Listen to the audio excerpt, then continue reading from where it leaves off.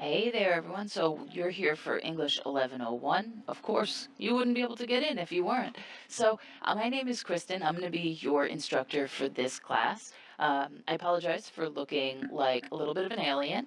I have a different microphone setup typically, but it wasn't working today. So this is how we're handling it. All right, so you've got Bug, Kristen. You're welcome. So as you could probably tell, I'm a bit of a nerd. But I really enjoy things like asking questions, things like understanding from different perspectives, things like working to better myself. Does that sound like you? Well, if it does, you're in the right place because English can do all of those things. And that's the thing. A lot of people think of English as writing. They do, right? Oh, you're in English class. Oh, great, we're going to write a lot.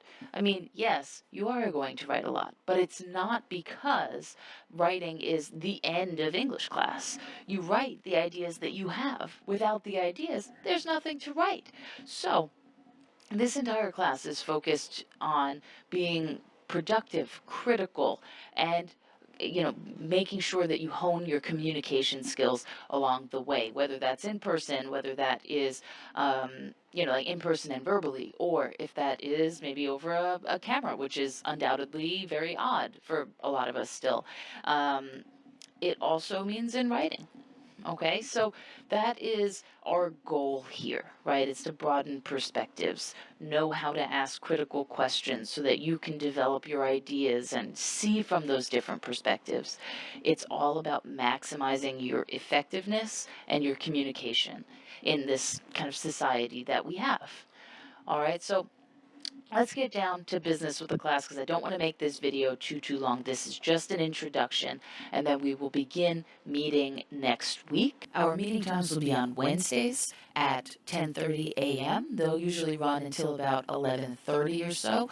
You will also have content via video, hopefully without these like bug ears. They don't actually even look like bug ears, they look like bug eyes, but that's fine. Uh, I get easily distracted, as you can tell. They're making me very self conscious.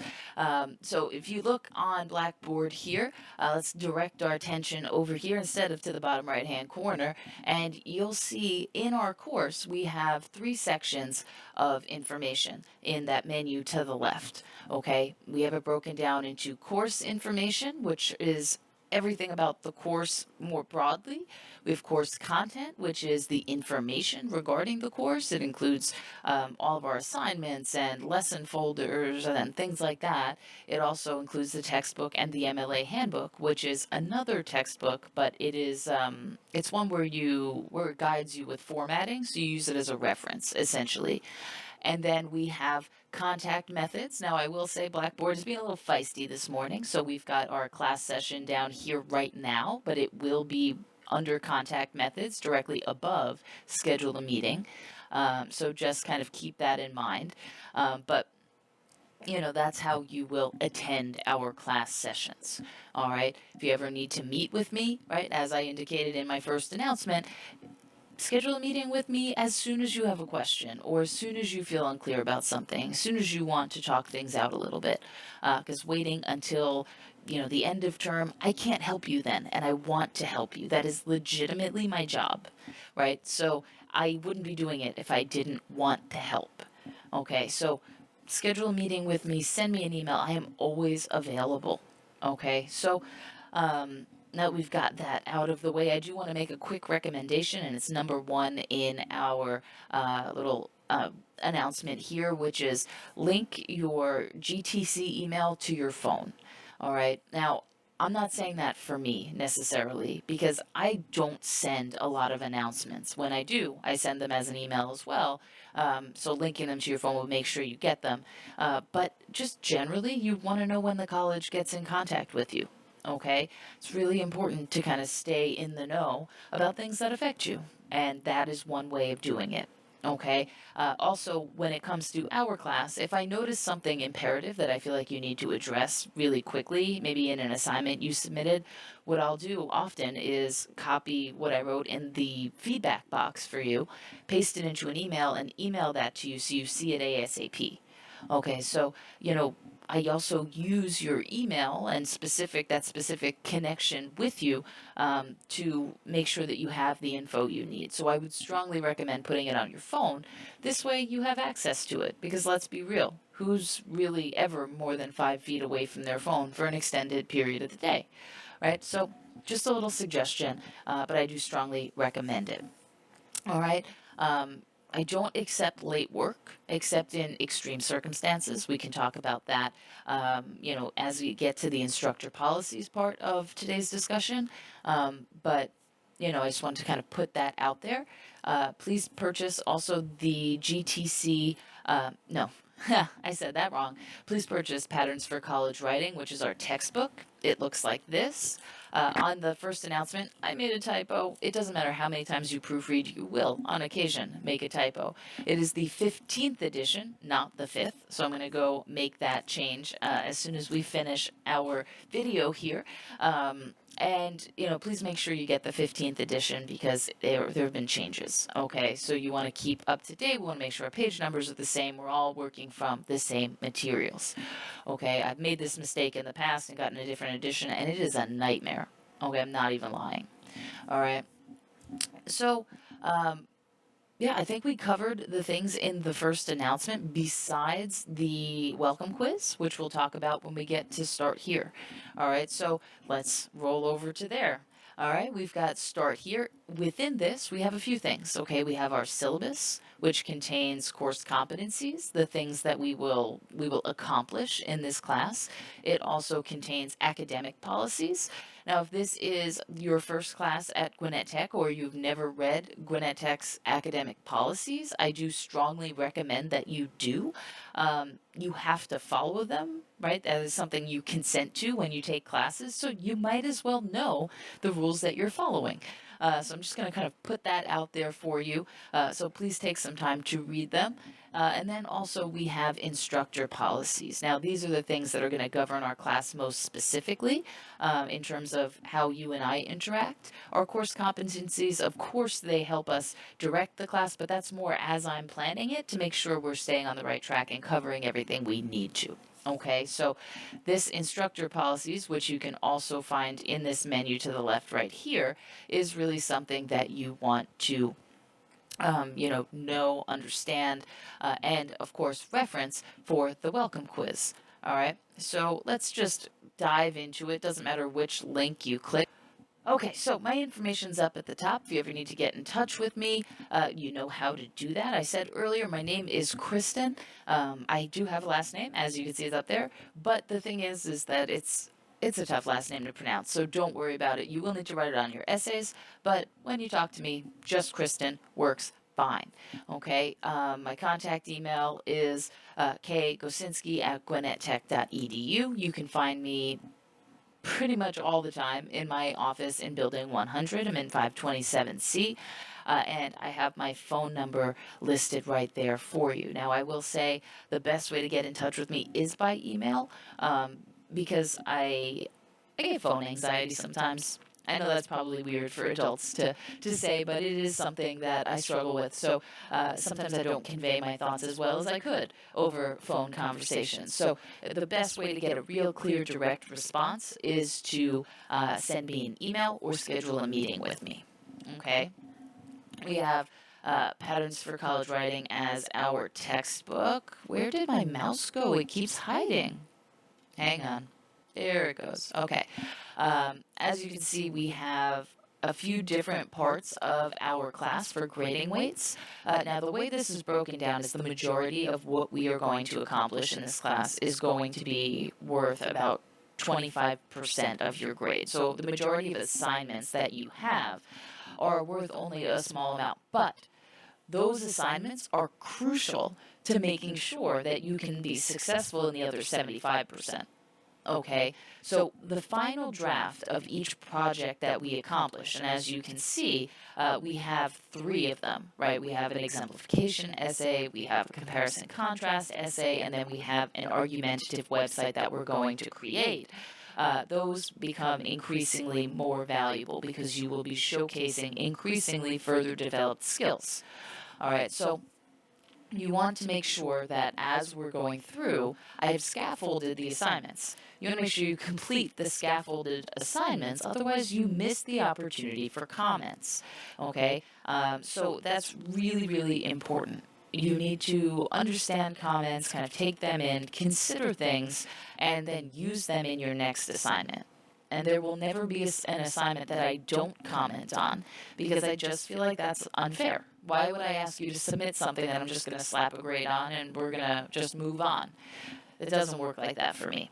Okay, so you want to make sure you're checking your comments for your assignments religiously, and that you're utilizing them to strengthen your ideas. I'm here to help you, and the best way for me to go one-on-one with you is to utilize comments in this way.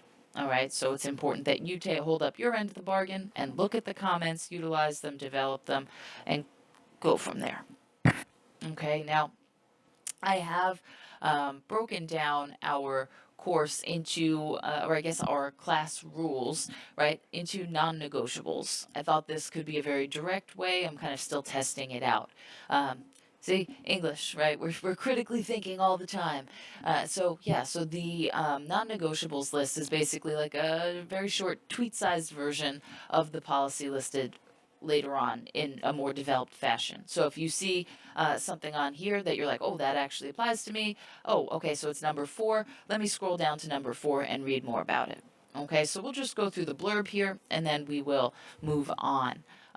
But all assignments are to be submitted on Blackboard. I don't accept assignments by hand. If you come and you put them in my basket outside my office door, I'm going to try to figure out what in the world this is and then throw it in the garbage because nothing belongs there.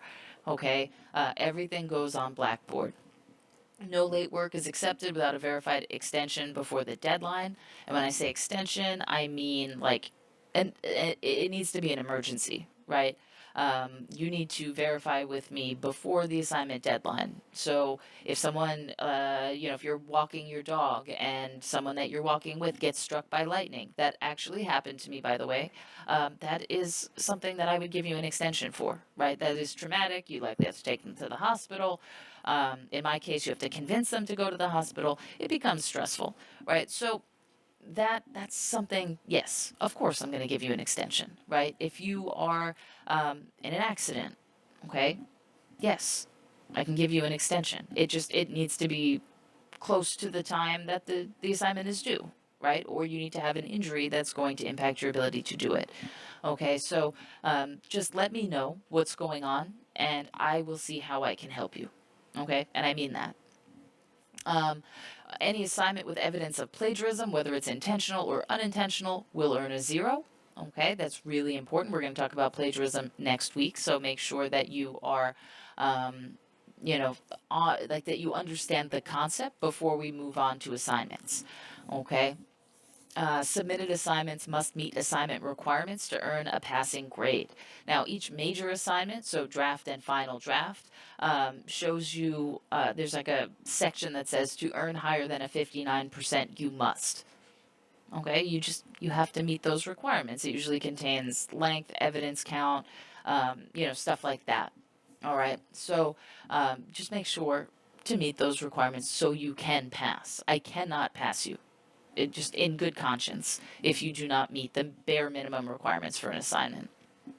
Class interaction is required for participation. Now, this is an online class, so if you're not able to attend our live sessions, that's okay. What we can actually do is, or what we will do is every week, I will download the recording, post it on YouTube, and then I will put that link in our Blackboard. Then each week, what you'll do is watch it and write a response based on our discussion. Okay, so it's just to make sure that you are engaged with the material, because only doing assignments, I mean, that doesn't help anybody. There's no growth there, right? And we want growth. We are people who are looking to develop ourselves, so we need that growth. All right. All assignments must be submitted in PDF format on Blackboard. Okay, make sure to submit in PDF. All assignment submissions must follow MLA formatting requirements. We will be talking about that next week. So keep it, keep it on your calendar, okay? And final draft assignments must show significant revision from draft assignments. This is because writing is not static. If we're having a conversation face to face, I can't go back and edit a thing that I said that sounded really stupid, right? I just can't do it. I might wish I could, but it won't work. Now, if I'm writing, maybe writing an email or writing a draft of an essay, for example, I can go back and I can say, wow, that is unclear. That's vague. That needs further development. And I can go back and I can fix it. Okay? Use the benefit of hindsight, use the benefit of distance to help make sure that your writing is as good as it can be, right? We can't do these things in verbal communication, but we can do them in written communication. So make sure you do. Okay? The last one is emails sent later than 5 p.m. Monday through Friday will receive a response on the next business day. Okay? Typically, I still will try to respond on the same day. It may just take a longer amount of time. All right, but I have this in here just in case, like, I have an emergency situation, that stops me from being able to check my email over the weekend. Sometimes that happens. So just know that I'll get back to you at least on the next business day, but possibly sooner. Okay, and again, further information about these policies are further down. So just keep scrolling and you will see more. I have lost my mouse. I lost it a bit ago. I'm not really sure where it ended up. There it is. Okay, so let me get out of here. We can go back to Blackboard. That was our instructor policies. Again, this is where our welcome quiz is, and it is based on the instructor policies. Okay, so make sure that you have them open side by side to have the best chance at success. Here is another copy of the MLA handbook. You'll notice it is here, but also here. I'm just trying to make it really easy for you to access it. All right. Now, we do have writing tutoring on campus. This is the Learning Success Center, and we have one in both Lawrenceville and in Alpharetta. So make sure that you are using this, right? The number one thing that critical thinkers do is use the tools available. Whether that is, I'm having a problem with Microsoft Word, let me Google it. Or it is, wow, my writing, I think I need help developing my ideas. Schedule a meeting with a tutor. They'll help you develop your ideas, right? It's a conversation. And, they're down for that. You can even meet with me. I'll have a conversation. Let's go, right? So use the tools available. We do have an MLA workshop available to us that was created by the library, so feel free to use that if you want to maybe get a jump on next week. And then we do have library help as well. Librarians at both of our campuses are amazing, and they will be happy to help you with whatever you need. All right. Now, our assignment calendar is not currently populated. There's a few things that I'm still trying to tweak here, but the important thing is we do not have an assignment before we meet next week. Okay, once we meet next week, we will have one, but it is a very chill assignment. It is not something that's intensive. Okay, we will get into that starting week 3. All right, so now we have lessons. Our lessons folder is where all our stuff is, right? If you look, it tells you, hey, okay, what do I have to prepare before our class session? Right here. What are we going to talk about? Right here. What assignments do we have this week? Right there. All right, I tried to make it as clear as possible. Now, you might ask me, well, where in the world do I get these readings? Well, if you click week 2, yeah, I made a clicking sound with my mouth. That was weird. I don't know why I did that. But you can see that our readings are linked here. Now, some of our readings are from our textbook, which, of course, you can read from the hard copy. Okay, if you're a nerd like me and you like to actually hold the thing in your hands, read from the hard copy. If you want to utilize the online copy, all you have to do is type in your access code that you purchased alongside the textbook. Okay, and if you'll notice, we have works cited citations for our source materials here, right? These are our readings. And these things that I highlighted show you how to find it, right? Our textbook name, 15th edition, who it's edited by, cool, now we know what that is. And then we're looking for the readings written by Eugene Kiley and Lori Robertson. Where are those? Oh, they're on page 289 to 295, right? So get familiar with these works cited citations because we will be using them. We will be creating them. So you really want to make sure you familiarize yourself so that you can use them later. Okay, you can also access our textbook here. Within a few minutes, there will be another textbook as well. This one is free, and it's just supplemental. Okay, so we'll use it. It's a little bit more practical in terms of helping us create our websites and things like that as we get further into the term. But our purchase textbook is really great for developing our ideas and thinking critically, right? So we need both of them to be successful here. Now, again, we've got the MLA handbook down here and our contact methods, which will soon, as soon as Blackboard lets me move it, contain our class session Wednesday at 10:30 a.m., right? You just click through, type your name in, and it'll let you in, okay? As always, schedule a meeting with me if you have questions. Send an email. You can also send it straight through Outlook, which actually is less clunky and a little bit easier. All right, so let me now take a moment to tell you how our course is kind of going to work, basically. So what are we going to do in this class? Well, I decided to revamp. If you've taken English 1101 with anyone else here, this is probably going to seem very different.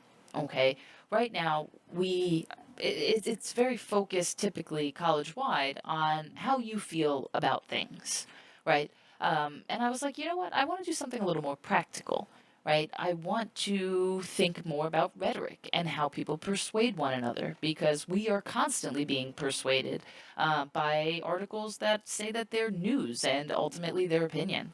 We're constantly persuaded by people making speeches. We have persuasion in our advertisements. There is persuasion everywhere. You can't drive down the road without seeing persuasion.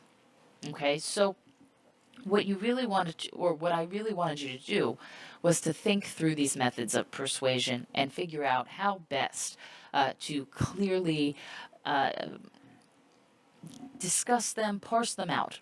So, our first essay is going to ask you to analyze the rhetoric in a website that I created for you. Okay? This is going to be visual. This is based in visual rhetoric. So, it's going to be font size, it's going to be images, it's going to be colors, it's going to be logos. Right? And you're going to use those to show how the website is trying to persuade you. Our second essay, Comparison Contrast, is then going to be about finding another website that has a similar purpose to the website you chose for your first essay, right? Because we have two options. So you pick one, and then you find another website that will engage with the same concept. And then you will analyze the differences between the two, focusing on textual rhetoric, right? So before we did visual, what we see, and now we're doing textual, what we're reading, okay? So that's really important, right? Both of those are necessary to be good critical thinkers. All right. Finally, what I'm going to ask you to do, now that you understand these concepts of visual and textual rhetoric, I'm going to ask you to create your own organization and website to help your reader, or to help persuade a reader to help join your cause, right? Whichever cause that may be. And we will obviously get into more specifics as we move down the line. But my hope is that this becomes very helpful and that we can think critically when engaging with the things that I listed earlier, right? Speeches, any type of writing, websites, advertisements, all of those things. All right, so those are my goals for this semester. Hopefully this makes it clear kind of what's upcoming. I look forward to seeing as many of you as possible next Wednesday at 10:30. And I hope you have a great week between now and then. All right, so have a great rest of your day, you guys, and I will see you next time. Bye.